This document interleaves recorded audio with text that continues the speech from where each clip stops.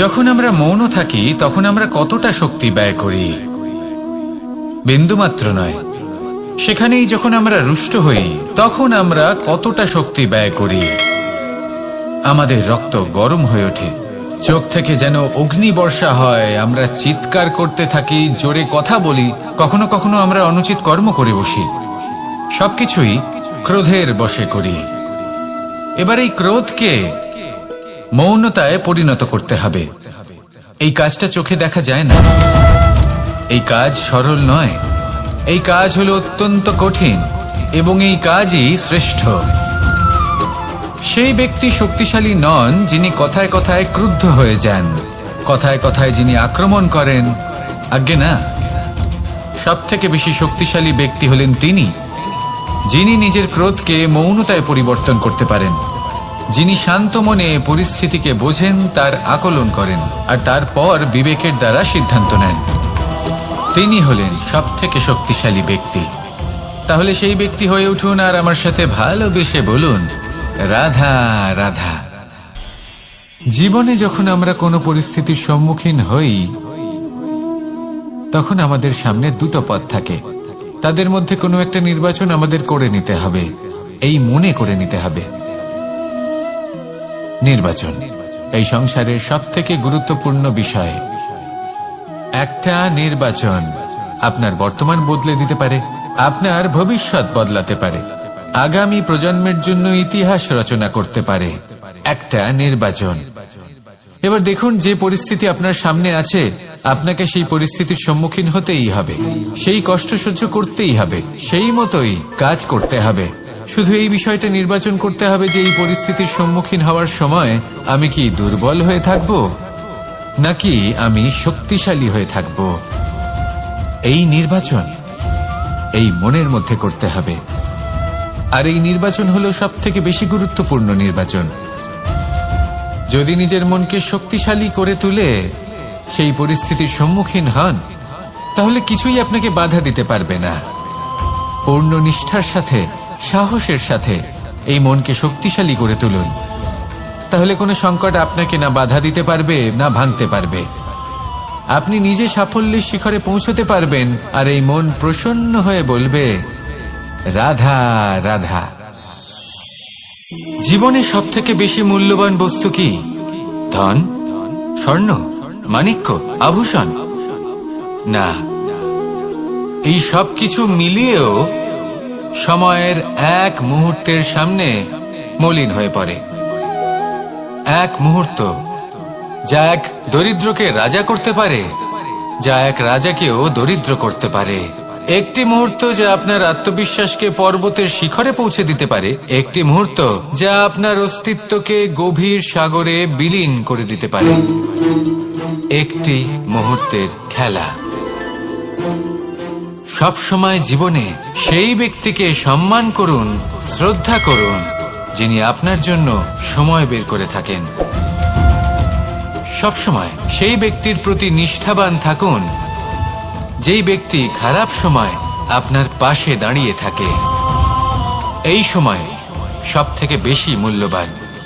আসুন আমার সাথে ভালোবেসে বলুন, রাধা রাধা। প্রজাপতি দেখেছেন? কি সুন্দর হয় তাই না এই প্রজাপতি?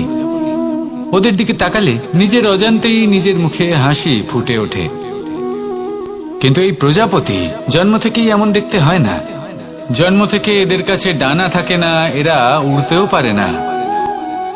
যখন একটি প্রজাপতি জন্ম নেয় তখন প্রথমে ডিম অবস্থায় থাকে সে। আস্তে আস্তে সেই কবচ সে ভেঙে ফেলে, খুব পরিশ্রম করতে হয় তাকে। তারপর কীটের আকার ধারণ করে সে চলতে থাকে।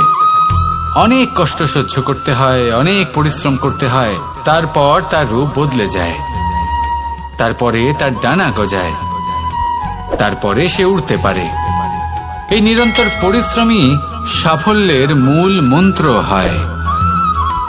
কখনো কখনো প্রতিভাও কম পড়ে যায় যদি নিরন্তর পরিশ্রম না করা হয়, যদি সমর্পণের ভাব মনে না থাকে, দৃঢ় নিষ্ঠা না থাকে।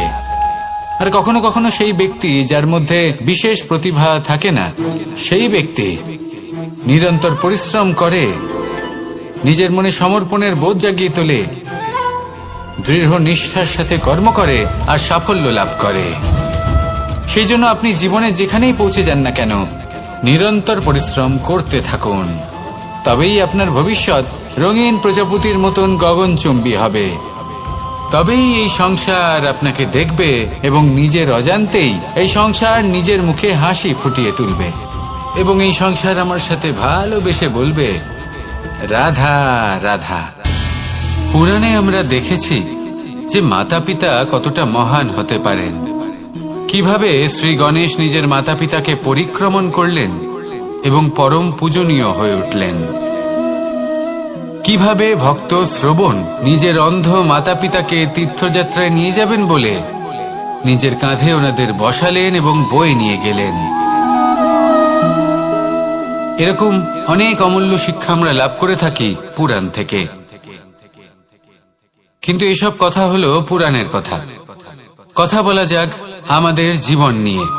আমাদের এই জীবনে আমাদের মাতা পিতা কেন আমাদের কাছে এতটা অমূল্য? কেন আমরা ওনাদের এতটা ভালোবাসি? কেন আমরা ওনাদের এত সম্মান করি? আর কেনই বা ওনাদের এতটা সম্মান করা উচিত? মমতার কারণে। মায়ের মনের এক ধরনের মমতা, পিতারও এক ধরনের মমতা। এই দুইয়ের মমতা ভিন্ন, কিন্তু এনাদের দুজনের মমতার কেন্দ্রবিন্দু হলো ওনাদের সন্তান। মাতা মমতার কারণে সকালে তাড়াতাড়ি উঠে পড়েন, খাবার তৈরি করেন, এটা ভাবেন যে আমার সন্তান যেন অভুক্ত না থাকে। অন্যদিকে পিতা ইচ্ছে না থাকা সত্ত্বেও নিজের মমতাবোধের কারণে নিজের সন্তানের প্রতি কঠোর হন, তাকে জ্ঞান প্রদান করেন, শিক্ষা প্রদান করেন, কারণ উনি চান যে ওনার সন্তান যেন পরবর্তীতে উন্নতি করে, কখনো অভুক্ত না থাকে। এটাই হলো মমতা মাতা পিতার। আর এই মমতা সংসারের অন্য কোথাও আপনি পাবেন না। তাই সবসময় নিজের মাতা পিতাকে সম্মান করুন, ওনাদের ভালোবাসুন, যতটা ইচ্ছে ভালোবাসুন। আর এই ভালোবাসার সাথেই বলুন, রাধা রাধা। সম্পর্ক হলো আমাদের জীবনের একটি আধার। কিছু সম্পর্ক এমন যা আমরা জন্মসূত্রে লাভ করি, যেমন পরিবার, মা বাবা। কিছু সম্পর্ক আছে যা আমরা জীবনে অর্জন করে থাকি, তা সে প্রেমের হোক, স্নেহের হোক বা বন্ধুত্বের। এই সকল সম্পর্ক লাভ করার বা গড়ে তোলার 5টি ধাপ রয়েছে।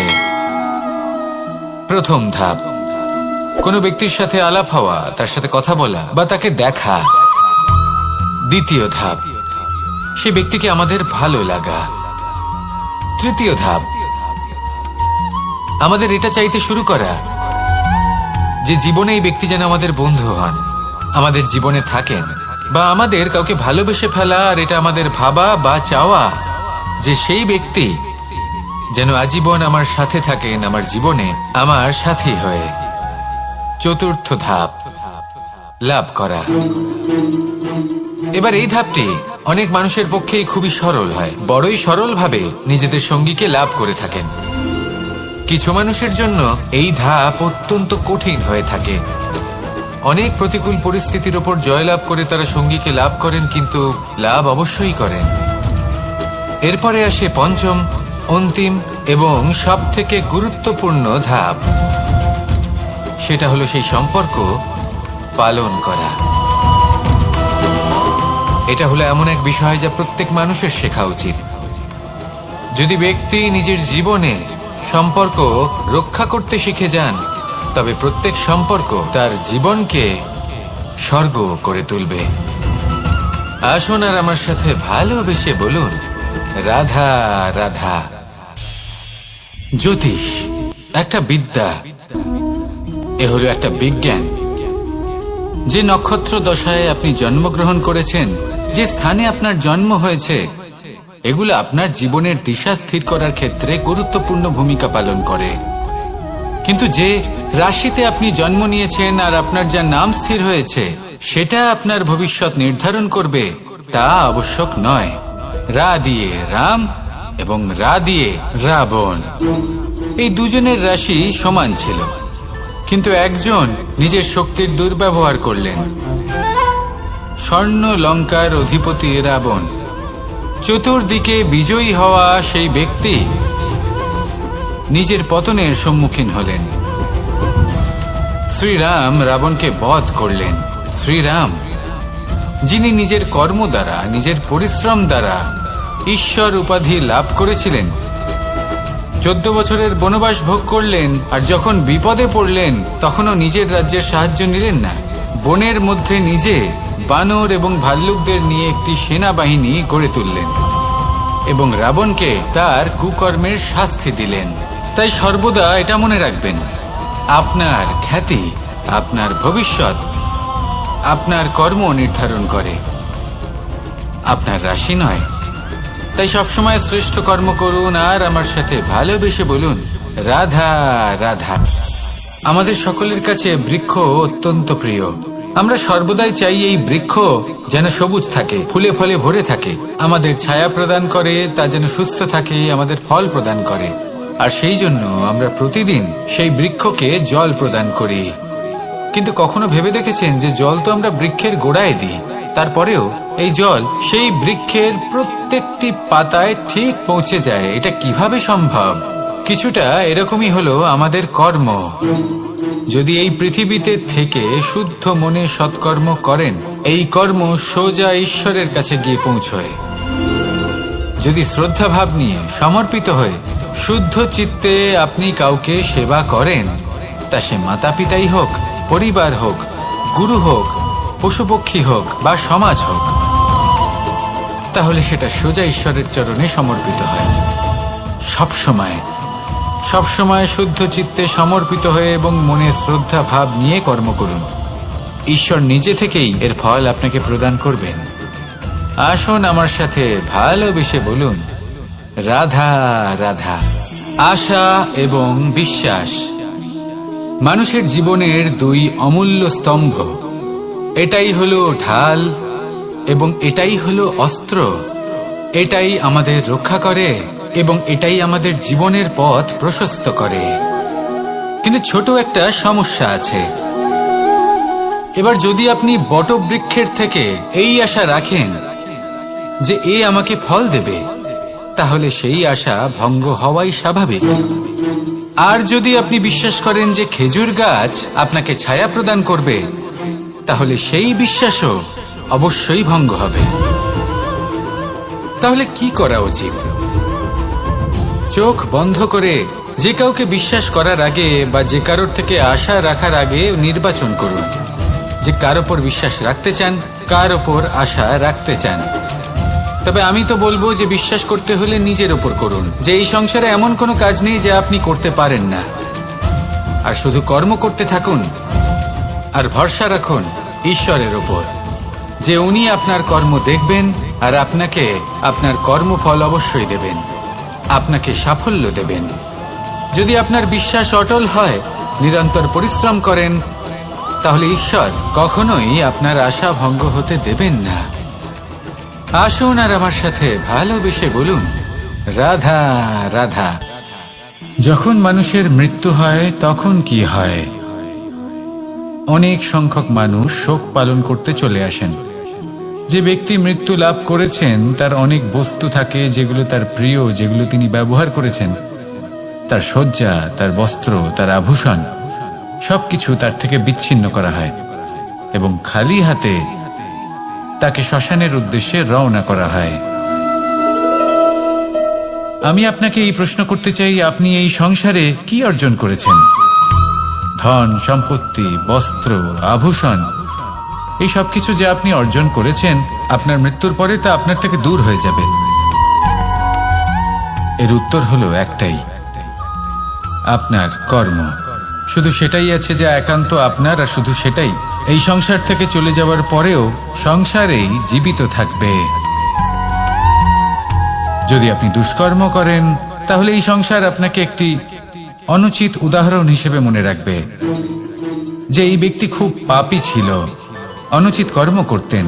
যে পথে তিনি চলেছেন সেই পথে কারোর চলা উচিত নয়। সেখানেই যদি আপনি সৎকর্ম করেন, তাহলে সংসার চিরকাল এটাই বলবে যে খুব ভালো মানুষ ছিলেন, সবাইকে ভালোবাসতেন, সবাইকে সাহায্য করতেন, আমার খুব প্রিয় মানুষ ছিলেন। এটাই হলো শ্রেষ্ঠ কর্ম।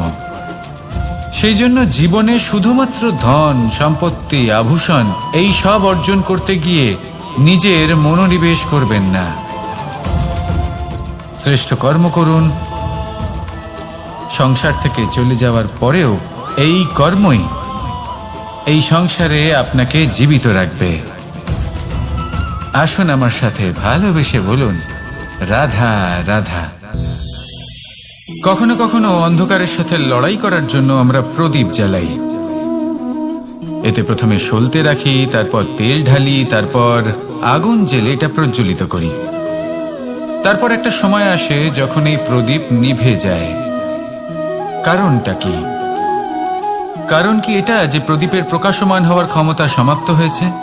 না, এই যে আগুন আমরা দেখতে পাচ্ছি, এই আগুনের জন্য যে শক্তির প্রয়োজন হয় তা আসে এই তেল থেকে। যদি এই তেল সমাপ্ত হয়ে যায় তাহলে এই প্রকাশ তাও সমাপ্ত হয়ে যায়। আর আমাদের জীবনে এই তেল হলো আমাদের কর্ম, আর এই আগুন আর এর দ্বারা উৎপন্ন হওয়া প্রকাশ আমাদের ভাগ্য। যত আমাদের কর্ম ক্ষীণ হতে থাকবে, আমাদের ভাগ্য, সৌভাগ্য কোথাও না কোথাও লুপ্ত হয়ে যাবে। যে উজ্জ্বল ভবিষ্যৎ আমরা চাইছি তা কখনো লাভ করতে পারবো না যদি কর্ম না করি। ঠিক যেমন তেল ছাড়া অগ্নি উৎপন্ন হয় না, তেমনি কর্ম ছাড়া সৌভাগ্য হয় না।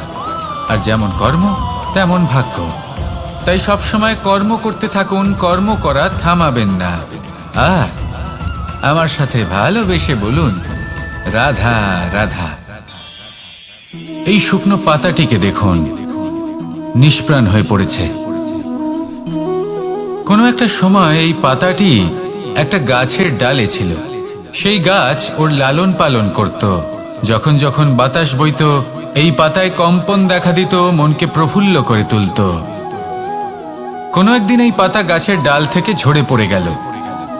নিঃসন্দেহে ও নিজের স্বাধীনতা পেল, কিন্তু আস্তে আস্তে শুকিয়ে গেল, নিষ্প্রাণ হয়ে গেল। দেখুন, আমি এই কথা বলছি না যে স্বাধীনতা অনুচিত, কখনোই না। কিন্তু যে কোনো পরিস্থিতিতে স্বাধীন হতে চাওয়া এটা নিশ্চিতরূপে অনুচিত। আমরা যদি আমাদের জীবনে পরিবারের গুরুত্ব ভেবে দেখি, তাহলে এই পরিবারে যতই মতভেদ থাকুক না কেন, যতই মনোমালিন্য থাকুক না কেন, যতই বিবাদ থাকুক না কেন, এই সব মিটিয়ে নেওয়া অত্যন্ত প্রয়োজনীয়। সেই সবকিছু সমাপ্ত করা অত্যন্ত প্রয়োজনীয়। কখনো এই পরিবারকে ভাঙতে দেবেন না, কখনো এই পরিবার থেকে দূরে চলে যাবেন না। এই পরিবার হলো আমাদের জীবনের একটা অমূল্য সম্পদ, অমূল্য এক আশ্রয়, যা এই সংসারে হয়তো কোথাও আপনি পাবেন না। তাই একে আগলে রাখুন। ভেবে নিন আপনি পাতা আর আপনার পরিবার সেই গাছ। আসুন আমার সাথে ভালোবেসে বলুন, রাধা রাধা। অনেক সময় আমরা জীবনে অনেক মানুষকে এমন বলতে শুনে থাকি যে আমি অসফল হয়েছি কারণ আমার সময় ভালো যাচ্ছিল না। আমি এই জিনিসটা লাভ করতে চাইছিলাম কিন্তু করতে পারলাম না কারণ আমার সময়টা ভালো যাচ্ছিল না। আমি আমার জীবনে ওই মহান কাজটা করতে চাইছিলাম কিন্তু করতে পারলাম না। কেন? কারণ আমার সময়টা ভালো যাচ্ছিল না। কিন্তু যে মুহূর্তে ভালো সময় আমার জীবনে আসবে, আমি সব কিছু প্রাপ্ত করব। এমন প্রায় প্রত্যেকেই বলেন। আসুন একটা কথা বোঝা যাক। একজন মালিকে দেখুন, সে প্রত্যেক দিন গাছের সেবা করে, তাকে জল দেয়, তার যত্ন আত্তি করে। কেন? প্রত্যেক দিন সেই গাছ ফল দেয় না। সঠিক সময় এলে তবেই সেই গাছ ফল দেয়, কিন্তু প্রত্যেক দিন মালি তার সেবা করে, তাকে যত্ন করে। শুধুমাত্র তখন করে না যখন সেই গাছ ফল দিতে সক্ষম। আর যদি মালি গাছের যত্ন প্রতিদিন না করে, তাহলে হয়তো সেই গাছ ফল দিতেই পারবে না। এটাই হলো আমাদের জন্য একটা শিক্ষা। যখন সময় আমাদের জন্য অপেক্ষা করে না, তখন আপনি সময়ের জন্য কেন অপেক্ষা করছেন? ভালো সময়ের জন্য অপেক্ষা করবেন না। ভালো এবং শুভ কর্ম দ্বারা ভালো সময়কে নিজের কাছে টেনে আনুন। নিরন্তর কর্ম করুন, পরিশ্রম করতে থাকুন। শুভ সময় আপনা থেকেই আপনার কাছে আসবে। আসুন আমার সাথে ভালোবেসে বলুন, রাধা রাধা। একে বালি বলুন, মাটি বলুন বা ধুলো বলুন, এ দিয়ে কত কিছু করা সম্ভব। এ দিয়ে আপনি নিজের বাসস্থান নির্মাণ করতে পারেন, প্রাচীর গড়ে তুলতে পারেন, অট্টালিকা নির্মাণ করতে পারেন। কিন্তু যদি এই বালিকে আপনি মুষ্টিবদ্ধ করে রাখতে চান, তাহলে তা হাত থেকে ফসকে যাবে। আপনি কখনোই একে মুষ্টিবদ্ধ করতে পারবেন না। এরকমই হয় আমাদের জীবন, আর এরকমই হয় সময়। এই মুষ্টিবদ্ধ করা বালির মতো। সময়কে আমরা বাধা দিতে পারবো না, আটকেও রাখতে পারবো না। এ হলো প্রবাহমান। জন্ম থেকে মৃত্যু পর্যন্ত এই যে সময়, তা খুবই সীমিত। আর এই সময় আমরা যেটাই করি তার দ্বারাই আমাদের মূল্য নির্ধারিত হয়। আর এই সংসার থেকে চলে যাওয়ার পরেও এই সংসার এই সব কর্মের জন্যই আমাদের মনে রাখে। তাই যদি আপনি এটা ভাবেন যে আজ যে কর্ম করার ছিল আমি না হয় কাল করে নেব, কাল আমার লক্ষ্যে পৌঁছানোর কথা ছিল আমি পরশু পৌঁছব, না, এই সময় খুব মূল্যবান, একে নষ্ট করবেন না।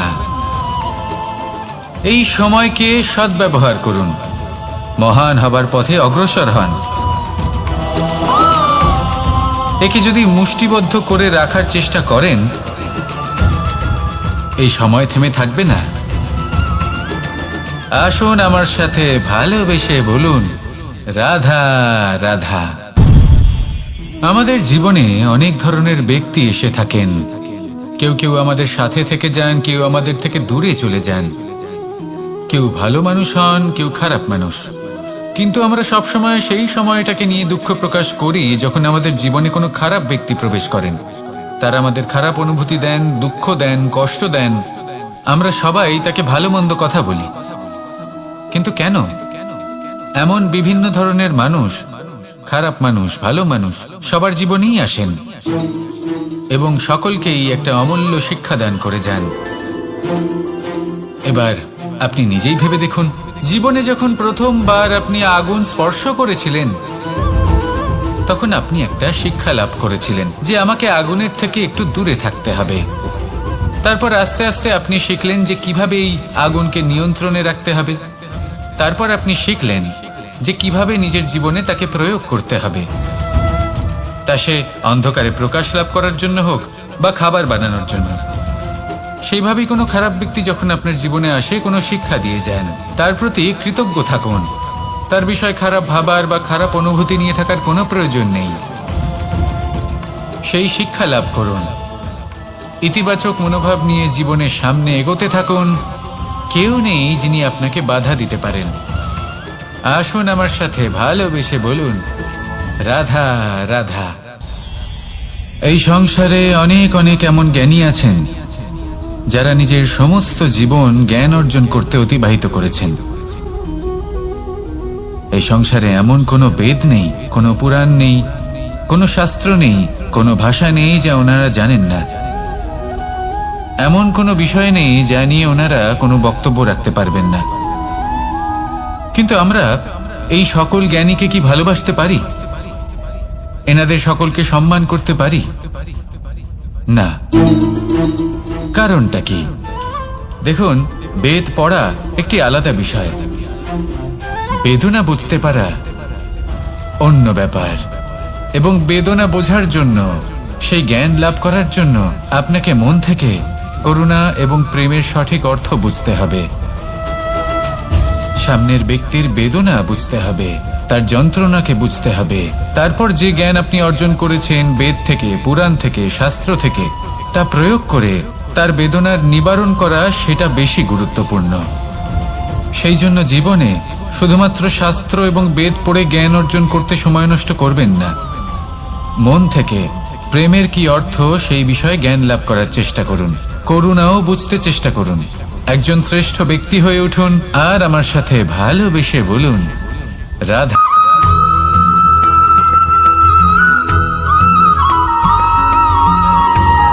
তো আছে পরিস্থিতি। অনেক মানুষের মুখে আমরা এই শব্দ শুনি। জীবনে যখন অসফল হয়ে দুঃখ আসে, সংকট আসে, কোনো বিপদ ঘনিয়ে আসে, তখন সমস্ত দোষ আমরা পরিস্থিতির ওপর চাপিয়ে দিই। আর দেখতে গেলে কোথাও না কোথাও ঠিকই করি। এই পরিস্থিতি প্রত্যেক দিনের মতো পাল্টাতে থাকে, কিন্তু এই দিন, এই রাত, এমন কেউ আছেন যিনি এর উপরেও নিয়ন্ত্রণ সাধন করেন, আর তিনি হলেন সূর্য। ঠিক সেই রকমই আমাদের জীবনেও সূর্য হলো এই মন। যদি এই মনের উপর আমরা নিয়ন্ত্রণ করতে পারি, তাহলে আমরা জীবনকেও নিয়ন্ত্রণ করতে পারবো। প্রথমে এই মনের রাজা হয়ে উঠতে হবে। তাই মনে রাখবেন, যদি মন দুর্বল হয় তাহলে পরিস্থিতি আমাদের সমস্যা বলে মনে হবে।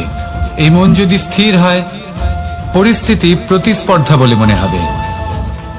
আর এই মন যদি শক্তিশালী হয়ে ওঠে, তাহলে যে কোনো পরিস্থিতি আপনার কাছে একটা সুযোগ মাত্র, এমন এক সুযোগ যাতে অগ্রসর হয়ে আপনি মহান হয়ে উঠতে পারেন।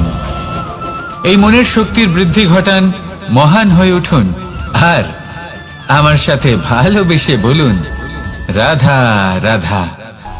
খুব সুন্দর একটা কাহিনী আছে। একবার এক ব্যক্তি নিজের অসফলতার জন্য ত্রস্ত হয়ে সময় দেবতার তপস্যা করতে বসলেন। উনি তপস্যা করলেন এবং সময় দেবতা প্রসন্ন হলেন, মানুষের রূপ ধারণ করে ওনার সামনে প্রকট হলেন। এবার সেই ব্যক্তি ওনাকে জিজ্ঞেস করলেন যে কি এমন আছে যার জন্য আপনি বারবার জয়ী হন আর আমি চিরকাল পরাজিত হয়ে থাকি? কেন এত পরিশ্রম করা সত্ত্বেও আমি সাফল্য লাভ করতে পারি না? তখন সময় দেবতা উত্তর দিলেন যে দিন হোক বা রাত, ঝড় হোক বা ভূমিকম্প, রোদ হোক বা বৃষ্টি হোক, সময়ের সূত্রপাত হোক বা প্রলয়, আমি থামি না, আমি চলতেই থাকি। আর সেই জন্য যিনি থেমে যান তিনি পরাজিত হন আর আমি জয়ী হই। এটাই আমাদের শিখতে হবে। জীবনে সবসময় চলতে থাকুন, কখনো থামবেন না। হ্যাঁ, কিছুক্ষণের জন্য বিরতি নিতে পারেন, বিশ্রাম করার জন্য, নিজেকে আরো সশক্ত করে তোলার জন্য, কিন্তু থেমে যাবেন না। নিরন্তর কর্ম করতে থাকুন, পরিশ্রম করতে থাকুন, তবেই এই সংসার আপনাকে মনে রাখবে। আসুন আমার সাথে ভালোবেসে বলুন, রাধা রাধা। আমাদের জীবনে গুরুজনেরা, জ্ঞানী মানুষজন সবসময় একটা কথা বলেন, ধৈর্য ধরো। শুধুমাত্র দুটো শব্দ, কিন্তু কতটা বিশাল সেটা বোঝার চেষ্টা করুন। ছোট একটা অস্ত্র হাতে নিন এবং একটা বিশাল পর্বতে নিরন্তর প্রহার করতে থাকুন, ধৈর্য ধরে সেই কাজ করতে থাকুন। এমন একদিন আসবে, এই বিশাল পর্বতে আপনি একটা পথ তৈরি করবেন। কোন ধনুর্ধর যখন নিজের বিদ্যা অর্জন করেন, তখন তাকেও ধৈর্য ধরতে হয়, তার নিজেকে সময় দিতে হয়, তবেই সে ধনুর্বিদ্যা শিখতে পারে। সেইভাবে আমাদের জীবনেও ধৈর্য ধরার খুব প্রয়োজন। পরিবারে ধৈর্য রাখতে পারলে তাহলে আস্তে আস্তে দেখবেন প্রেম বৃদ্ধি পাচ্ছে। সমাজে যদি ধৈর্য রাখতে পারেন, তাহলে আস্তে আস্তে এই সমাজ আপনাকে সম্মান করবে। যদি নিজের জীবনে ধৈর্য রাখতে পারেন, তাহলে নিজে থেকেই আত্মবিশ্বাস বাড়বে, নিজের বিকাশ হবে। জীবনে সবই সম্ভব যদি ধৈর্য রাখতে পারেন। হয়তো আস্তে আস্তে হবে, কিন্তু হবে অবশ্যই। শুধু ধৈর্য রাখুন, কারণ ধৈর্যই সব থেকে বড় পুঁজি। আসুন আর আমার সাথে ভালোবেসে বলুন, রাধা রাধা। আমাদের জীবনে যখনই আমরা কোনো বড় দায়িত্বের সম্মুখীন হই, তখন আমরা তার থেকে দূরে পালাই, আর এই অজুহাত দিই যে না না, এত বেশি ভার বহন করার যোগ্যতা আমার নেই, আমি করতেই পারবো না। দেখুন, এই সংসারে ভিন্ন ভিন্ন ধরনের গাছ আছে, ছোট গাছ, বড় গাছ, কিন্তু বটগাছের মতো বড় এবং নিবিড় গাছ আর একটাও নেই। সে নিঃস্বার্থভাবে এই সংসারকে সেবা করে যায়, ছায়া প্রদান করে, শীতলতা প্রদান করে। আর যখন এমন সময় আসে যখন তার ওপর বোঝা অত্যন্ত বেড়ে যায়, সে কিন্তু কোনোভাবেই ভেঙে পড়ে না। তখন সে নিজের নিঃস্বার্থ কর্মের ফল লাভ করে, সেই নিঃস্বার্থ কর্ম যা সে করেছে। তার দেহ থেকে ছোট ছোট ঝুড়ি বার হয় এবং তা কাণ্ডের আকার ধারণ করে। সেই কাণ্ড মাটির কাছে পৌঁছয় এবং তারপর তা বটগাছের সহায়ক হয়ে ওঠে। সে ভেঙে পড়ে যায় না। এইভাবে আপনিও জীবনে নিঃস্বার্থভাবে সবার সেবা করুন, ভালোবাসুন, সবাইকে সাহায্য করুন। যেদিন আপনার ওপর বোঝা অত্যন্ত বেড়ে যাবে, সেদিন এই সব মানুষ আপনাকে সাহায্য করার জন্য আসবেন, আপনার শক্তি হয়ে উঠবেন, আর আপনি বটগাছের মতোই মহান এবং বিশাল হয়ে উঠবেন। আসুন আর আমার সাথে ভালোবেসে বলুন, রাধা রাধা। মানুষ তার জীবনে দুই ধরনের পরিস্থিতিকে খুব ভয় পায়। এক, কোনো কারণবশত কারোর সামনে নত হওয়া। দুই, কোনো কারণে নিজের চরিত্র থেকে, নিজের মূল্যবোধ থেকে বিচ্যুত হওয়া। এবার কেন হয় এরকম যে কথায় কথায় কারোর সামনে নত হতে হয়? কেন বারংবার নিজের চরিত্র থেকে চ্যুত হতে হয়? এরকম কেন হয়? এটা তখনই হয় যখন আমাদের শিক্ষা এবং মূল্যবোধের অভাব থাকে। যদি মানুষের মধ্যে প্রকৃত শিক্ষা থাকে, তাহলে এই সংসারে কোনো সময় এবং কারোর সামনেই নত হওয়ার কোনো প্রয়োজন নেই। যদি মানুষের মধ্যে মূল্যবোধ থাকে, তাহলে তাকে নিজের মূল্যবোধ বা চরিত্র থেকে বিচ্যুত হতে হয় না, তা সে যাই হয়ে যাক না কেন। কোনো বালককে যদি জন্ম থেকেই সুশিক্ষার অধিকারী করা হয়, শিক্ষিত করা হয়, মূল্যবোধের অধিকারী করা হয়, তবে সে এই সংসারে এমন কর্ম করবে যাতে সে নিজেকে, নিজের পরিবারকে, সমগ্র সমাজকে গর্বিত করতে পারে। শিক্ষা লাভ করুন, মূল্যবোধ লাভ করুন, এবং আমার সাথে ভালোবেসে বলুন, রাধা রাধা। আমাদের সকলের জীবনে একটা লক্ষ্য থাকে যেটা আমরা লাভ করতে চাই। ঠিক যেন একটা প্রতিস্পর্ধা বিদ্যমান যে কে সব থেকে আগে নিজের লক্ষ্যে পৌঁছতে পারবে। আর সেই জন্য আমরা সকলেই খুব তাড়াতাড়ি এগোতে চেষ্টা করি, বড় এবং দীর্ঘ পদক্ষেপ ফেলি, যাতে তাড়াতাড়ি নিজের লক্ষ্যে পৌঁছতে পারি। কিন্তু এক অত্যন্ত গুরুত্বপূর্ণ বিষয় আছে, সবসময় লক্ষ্য সামনে থাকবে না, কখনো কখনো তা খুঁজতে হয়। এই যাত্রা খুব কঠিন হতে পারে, আর ঠিক এই কারণেই সবসময় দ্রুত গতিতে চলা বা তাড়াতাড়ি পথে চলা সেটা আবশ্যক নয়। তার থেকেও বেশি গুরুত্বপূর্ণ হলো ভেবেচিন্তে তারপর পথ চলা। যদি ভেবেচিন্তে পদক্ষেপ ফেলেন, চলতে পারেন, তাহলে সেটাই সর্বশ্রেষ্ঠ পদক্ষেপ। কখন কোন দিকে যেতে হবে, কখন কোথায় দিক পাল্টানো যাবে না, কখন গতি বেশি রাখতে হবে, কখন কম, কখন থামবো, কখন চলবো, এই সব কিছুর বিষয়ে জ্ঞান অত্যন্ত গুরুত্বপূর্ণ, এবং ভেবে চিন্তে চলতেই হবে। সেই জন্য শুধু তীব্র গতিতে সামনে এগোলে চলবে না, ভাবনা চিন্তা করে এগোতে হবে। আসুন আমার সাথে ভালোবেসে বলুন, রাধা রাধা। কখনো কোনো প্রজাপতিকে উড়তে দেখেছেন? কি সুন্দর উড়ে বেড়ায় সে, এক ফুল থেকে অন্য ফুলে, এক পাতা থেকে অন্য পাতার উপর। কিন্তু সে কিভাবে উড়তে শেখে কখনো ভেবেছেন? জন্ম থেকেই কিন্তু প্রজাপতির ডানা থাকে না, ও কিন্তু ছোট্ট একটা ডিমের আকারে জন্ম লাভ করে। তারপর সেই ডিমটি ভেঙে একটি কীট বাইরে আসে। আস্তে আস্তে সে বড় হয়, ওর শক্তি বৃদ্ধি পায়। তারপর সে সেই কীট দশা ত্যাগ করে নিজের ডানাগুলি মেলে। এই প্রক্রিয়া তার কাছে সরল নয়, অত্যন্ত যন্ত্রণাদায়ক প্রক্রিয়া, কিন্তু সে সেই যন্ত্রণা মেনে নেয়। আর তারপর আস্তে আস্তে সে উড়তে শেখে। শুধুমাত্র আকাশে উড়ে বেড়ায় তা নয়, আমাদের মনের মাঝে উড়ে বেড়ায়। এবার এই ডিম থেকে প্রজাপতি হয়ে ওঠার যে যাত্রা, এটা যতটা কঠিন, ততটাই কঠিন হয় এই সংসারে শ্রেষ্ঠ কর্ম করা, ততটাই কঠিন হয় এই সংসারে মহান হয়ে ওঠা। সেই জন্য প্রয়োজনীয় প্রচেষ্টা এবং সময়। নিরন্তর প্রচেষ্টা করতে থাকুন, পর্যাপ্ত সময় নিন, এবং আপনি নিজেকে এই আকাশে উড়ন্ত অবস্থায় পাবেন। আসুন আমার সাথে ভালোবেসে বলুন, রাধা রাধা। পায়েস হলো আমার বিশেষ প্রিয়। এর মধুর স্বাদ মনকে প্রফুল্ল করে তোলে। ছোটবেলায় মা আমার জন্য পায়েস বানাতেন এবং আমাকে বলতেন যে গরম থাকতে থাকতে খেয়ে নে কানাই, ঠান্ডা হয়ে গেলে ভালো লাগবে না।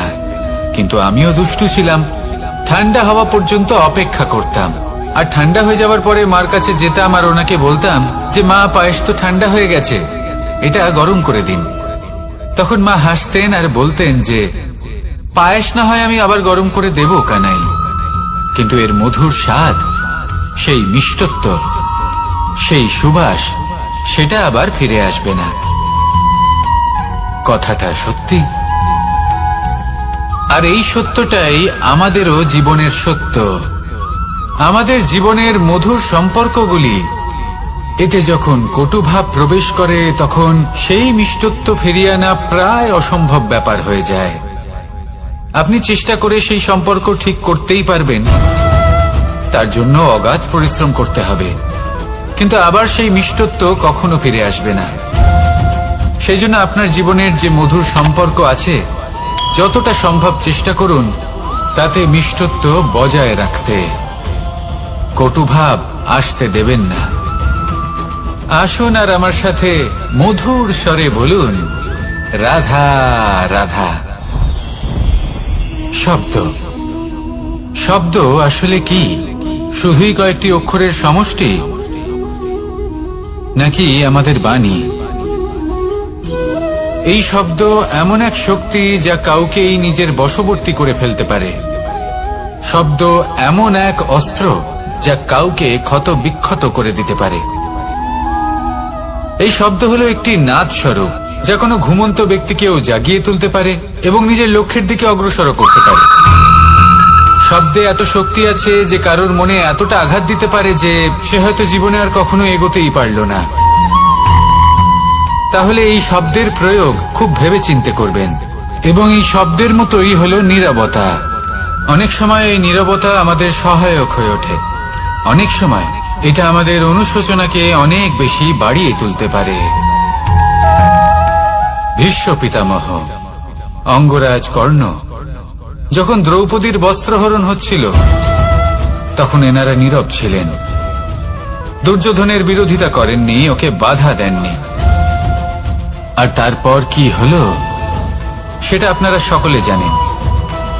দেখতে গেলে নীরবতা চুপ করে থাকা, কিন্তু যদি কোনো দুষ্টের সামনে চুপ করে থাকেন, যদি তার বিরোধিতা না করতে পারেন, তাহলে এই নীরবতাই অনেক বড় পাপের আকার ধারণ করে। মনে রাখবেন আর আমার সাথে ভালোবেসে বলবেন, রাধা রাধা। আভূষণ, কার না ভালো লাগে এই আভূষণ? আমরা পরিশ্রম করি, ধন অর্জন করি আর আভূষণ কিনে থাকি, কখনো নিজের জন্য, কখনো বা তাদের জন্য যাকে আমরা ভালোবাসি, বা তাদের জন্য যাকে আমরা সম্মান করি। হয়তো সেই জন্যই সীতা চূড়ামণি ধারণ করেছিলেন এবং আমি সামন্তকমণি। কিন্তু এটাই কি সেই প্রকৃত আভূষণ যা আপনার মূল্য বৃদ্ধি করে? না। শ্রীরামের আভূষণ হলো ওনার নম্র ভদ্র ব্যবহার। মাতা সীতার আভূষণ হলো ওনার সততা, ওনার নিষ্ঠা, ওনার ত্যাগ। অর্জুনের আভূষণ ছিল ওনার একাগ্রতা। রাধার আভূষণ ওনার প্রেম। এই আভূষণ কোথাও নেই, আপনার মনে আছে। যদি আপনার মনে মিষ্টতা থাকে, তা শান্ত হয়, তাতে সততা থাকে, নিষ্ঠা থাকে এবং প্রেম থাকে, তাহলে আপনার অন্য আর কোনো আভূষণের কোনো প্রয়োজন নেই। আপনি যতই ভিড়ের মাঝে থাকুন, আপনার ঔজ্জ্বল্য চোখে পড়বে। আসুন আর আমার সাথে ভালোবেসে বলুন, রাধা রাধা।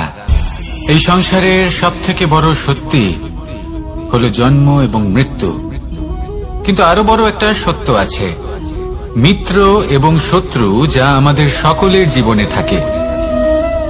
মিত্র সে যে আমাদের সঙ্গ দেয় এবং সংসারের সবথেকে উঁচু শিখরে আমাদের নিয়ে যায়, এবং শত্রু সে যে যে কোনো মুহূর্তে যে কোনো শিখর থেকে আমাদের নিচে ফেলে দিতে পারে।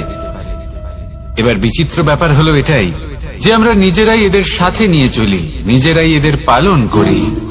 তা কি করে? প্রথমে বুঝুন এই মিত্র এবং শত্রু কারা। আপনার নিজের মন, আর কেউ নয়। এই মনই হলো মিত্র।